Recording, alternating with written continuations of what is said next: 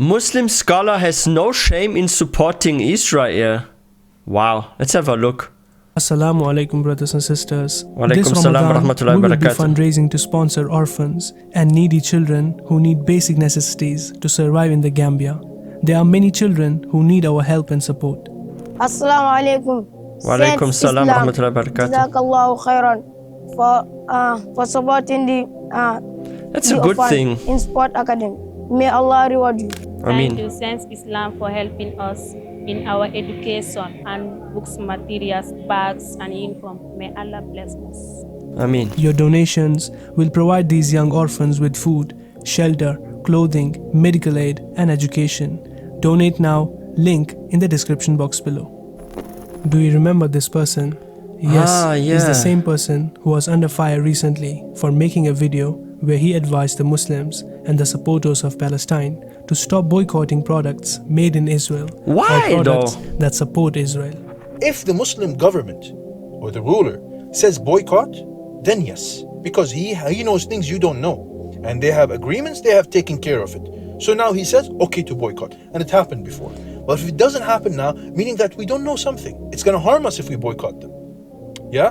So boycotting, that's why many of the ulama, they said boycotting is haram. It's not up to you, Habibi, it's not up to you. The deal is between the government or the Let me correct something here. Like, what Sheikh Faris is saying is that if a government that is a real Muslim government says don't boycott because they're actually not evolved or something, do we have any real Muslim government these days? Do we have a caliphate? Do we have that? Do we have a caliph somewhere?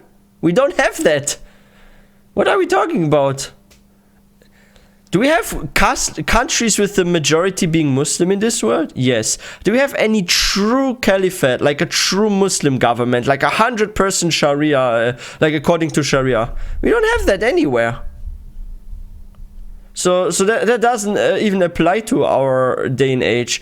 And secondly, how can a government know everything that's happening inside another country? Just look at the situation with Ukraine and Russia. Not everyone knew every detail. They just had a guess, or maybe this and that, right? But what I'm trying to say is, a lot of countries are keeping a lot of secrets to themselves, where they own companies, where they own portions of companies, where some of their finances are coming. They're not walking around with an open book about their finances. So, yeah. Then what he says, unfortunately, or fortunately, depending on how you look at it, like, it's unfortunate if a Muslim works at such company, right? Like, let's say you're boycotting and there's a Muslim and he has to feed his family and now he loses his job because of boycotting. Okay. There's harm done to one individual Muslim family, right? For example. But what if that company is taking part in sponsoring the killing of the people in Gaza? That the harm is actually bigger by not boycotting this company than helping this one Muslim family out that has a job in this company, right? So you have to always, this is something also we learn in Islam, you have to weigh between what is a heavier harm. Like sometimes you have situations where you have to do something like haram in a way because you don't have another choice, right? Or you have the like, for example, is it haram to harm another brother and sister? It is, right? But what is if harming this brother and sister is the reason why not bigger harm happens to many brothers and sisters? Do you get my point, right? So yeah, this is what I'm saying. You have to weigh in what is the benefit and where is the harm bigger. Because I received a comment before by someone, and this person said boycotting is bad because Muslim families work at such companies too. And I said, so a few individuals, they should be protected, but the whole of Gaza should not be protected. Who is more, the whole of Gaza or those few individuals? Where's the harm bigger? Of course in Gaza, so boycotting is better. I'm also boycotting, by the way. If you're wondering, am I boycotting? Yes, I am. Alhamdulillah. because he knows things you don't know. And they have agreements, they have taken care of it. So now he says, okay to boycott. And it happened before. But if it doesn't happen now, meaning that we don't know something, it's going to harm us if we boycott them. Yeah? So boycotting, that's why many of the ulama, they said boycotting is haram. It's not up to you, Habibi, it's not up to you. The deal is between the government or the government agency, like, you know, the municipality or the Department of Economy or whatever. They had a deal with so-and-so company. You come and say to the people, yeah, don't buy from them. Why? Who are you? What authority do you have? Because of his absurd advice, he was trolled like never before.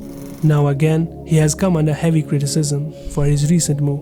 One would be shocked to know what his recent move is and why this is worse than his previous stunt. This time, Faris Al-Hammadi has shown how he is unaffected by all the trolls and all the criticisms that he was facing earlier. He has proven that what he thinks is right, he will stick to it, and it does not matter to him whether all the world will stand against him.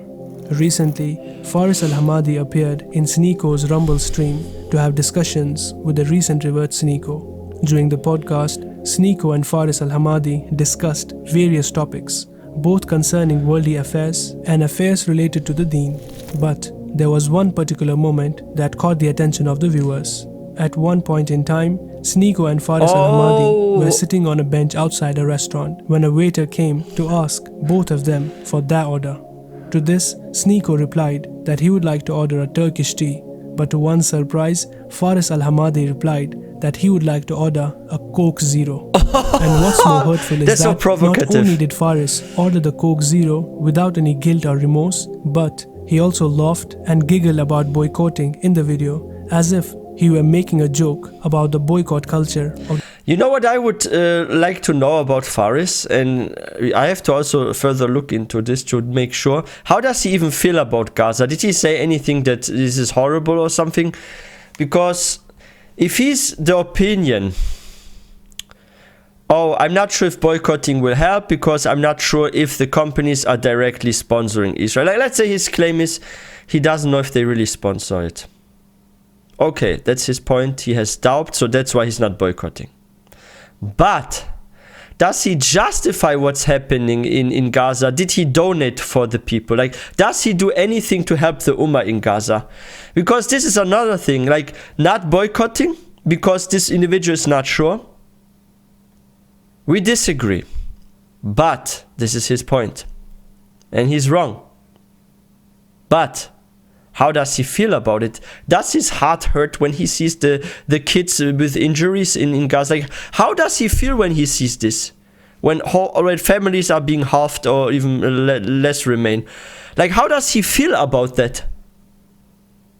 This is something I would like to know because I have not found yet a video about him actually complaining about the situation there and saying we need to help them or something. I have to look, maybe there are such videos, I just did not come across them yet. I have to look into it, how he actually feels about the situation. But yeah, that is not good. He should, I suggest if Faris is watching this video, like do a bit of research and find out where the money even goes into, because I think you're misled by the thought that maybe like, oh, this doesn't help them. But you are wrong, because some companies are in fact partially or completely owned by someone that is directly involved with the government of Israel, right? Like, you have to look into it. There are some, I would say, gray companies. What do I mean by gray companies? That are maybe not directly involved, right? And they're still on the boycott list. But even if it's a gray thing, you should still be careful, because imagine you do something that harms the Muslim brothers in Gaza, right? And then you stand one day in front of Allah and you're being asked why you supported this. Like, what if you get asked for that? Like, may Allah protect us. Ameen. Boycott culture of the supporters of Palestine. Astaghfirullah. While Faris was having a good laugh at the boycott culture, Sneako, on the other hand, remained calm and confirmed to the waiter that he would be boycotting Coke and would continue with his order of Turkish tea.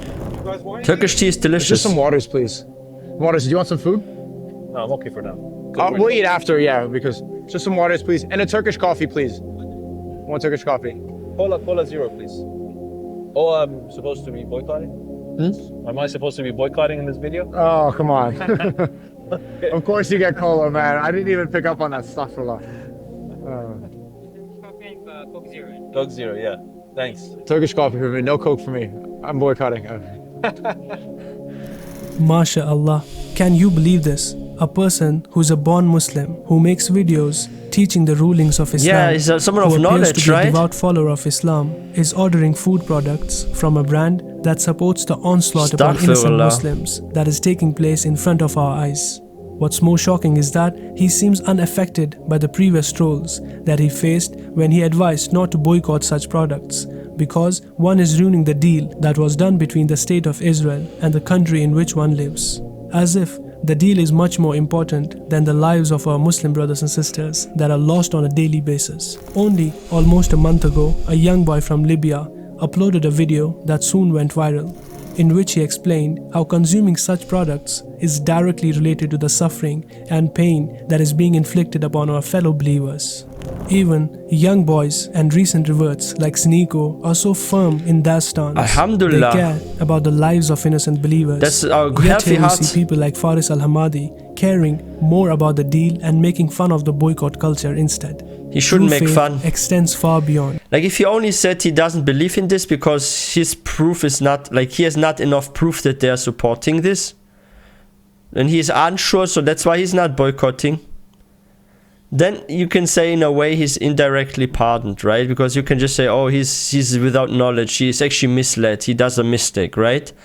That's one thing, but making fun of this is too much in my opinion. If he only said he's not boycotting because he's not sure about it, then he should be encouraged to do some research and actually find out that this is like blood money or something, right? Because that money directly causes pain to others, right? Okay, do your research and do apologize if you find out that actually the majority that do boycott, that they are right.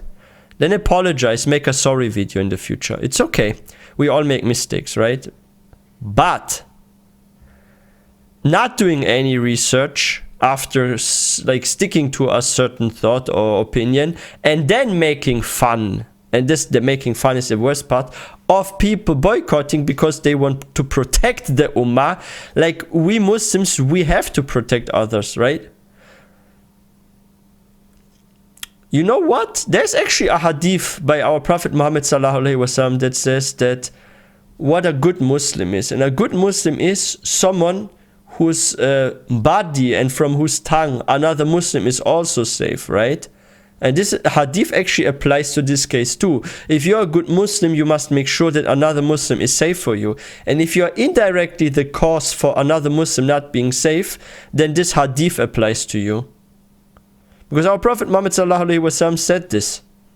You cannot just ignore a Sahih hadith like that, that says a true good Muslim is someone from whose actions and tongue, like the body of another Muslim is safe of, right?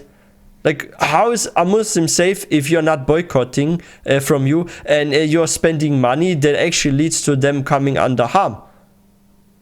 Like, that's so wrong. The outward appearance of faith. It's not solely found in the wearing of a thobe, the growth of a beard, or even in the act of sharing Islamic teachings. There are through niqabis videos. going night At clubbing its core, even. Deen is deeply rooted It's not the in look. understanding the pain of our fellow believers. Their sense of genuine belief lies in the nurturing a heart that beats with compassion for our brothers and sisters enduring immense suffering. This depicts the true teachings of Islam through actions that speak louder than words. Yes. We appreciate Brother can say a Sneako, lot, but who stuck actions to his are more stance important. on boycott, even when the only person sitting beside him, whose appearance showed how true a Muslim he is, and whose joke regarding the boycott culture may also have disheartened him, I think the was joke is unable the to problem. shake Sneako's decision.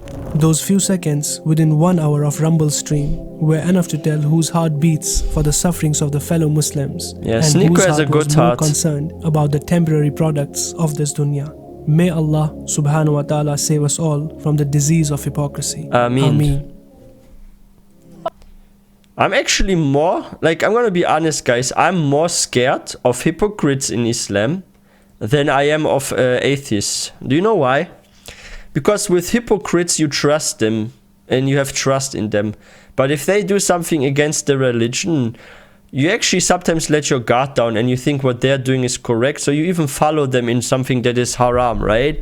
So, but if a person is from like first look someone, you know that there's bad coming from this individual, you have your wall up, you have your protection, you have your armor on basically, right?